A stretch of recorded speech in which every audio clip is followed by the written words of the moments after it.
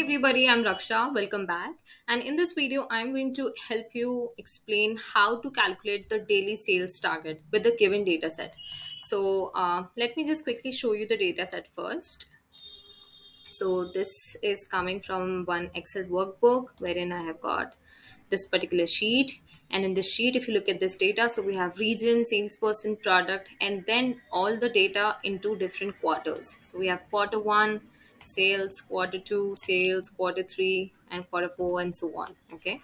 So from this particular set of data, if you look at this, like we just have data at a particular quarter level, but now we have to calculate the data like on all number of days, like all days. So I need to have a date reference somewhere here, right?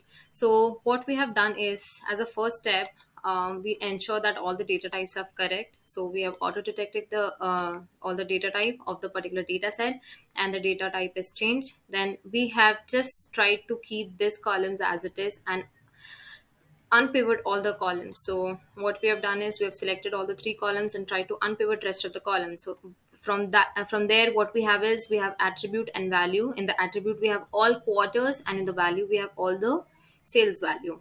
Okay, so this is the actual shape of the data now. And then if you have seen my previous video, so in my previous video what we have done is we have prepared a date table dynamically.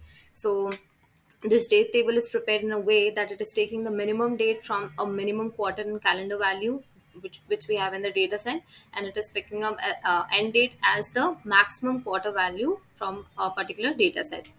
And then what we have done is, till here we have the date table ready, like we have all the necessary date columns. Okay, and then what we have done is we have applied merged queries. So if you remember, in the data set as well we have quarter and calendar, and in this particular data date table data, we also have quarter and calendar. So I've applied the merge query based on quarter and calendar, and I've applied full outer join such that we don't want to miss on any date, which is from the start date and the end date range.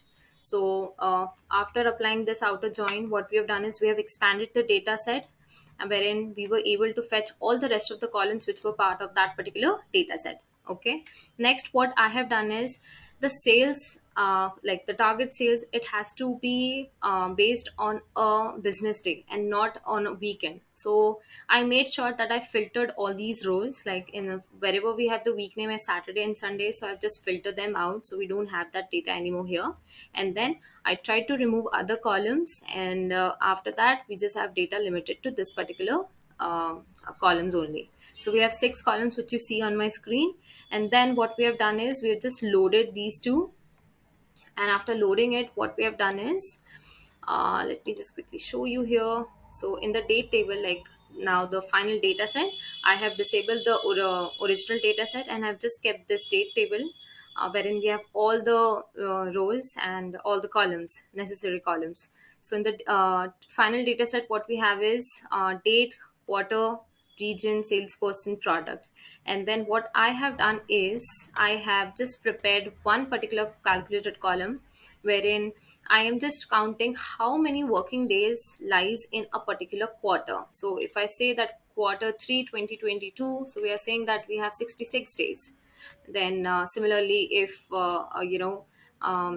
if there's some different quarter, let's say quarter two, so we have 65 working days. Okay, and then in order to calculate the per day target, what we have done is we have again created a simple calculated column, wherein I have taken divide function, and I have just divided the number of working days by this particular quarterly target.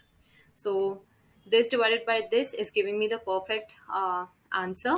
And there is another way also from which you can do this. So instead of creating calculated columns, you can also prepare measures. So in the measures, what I have done is I have first prepared this maximum target. So in the maximum target, I have taken the maximum target of a particular quarterly target. Then I have taken this target sales. So this is the measure that I have used for that. Then I have calculated this working days in a particular quarter. Again, instead of doing it through calculated column, I have done it using a measure.